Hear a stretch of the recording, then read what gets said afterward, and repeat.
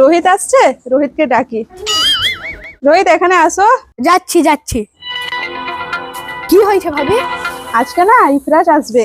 তাই তাহলে সারফাতকে বলবো যাই। সারফাত আজকে জানিস আজকে ইফরাজ আসবে। হ্যাঁ সত্যি? হ্যাঁ তো এখানে অপেক্ষা করো। A few moments later, এখনো আসেনি কেন? 3 hours later, অপেক্ষা করতে করতে চারটা হয়ে গেল, এখনো আসেনি। the next day. ইফরাজ তো এলো না, ভাবিকে মিথ্যা কথা বলেছে। তো ভাবিকে জিজ্ঞেস করি। ভাবি, হ্যাঁ তুমি মিথ্যা কথা বলেছো, ইফরাজ তো আসে না। হ্যাঁ, ইফরাজ তো আসবে না, আজকে ইফরাজ আসবে না।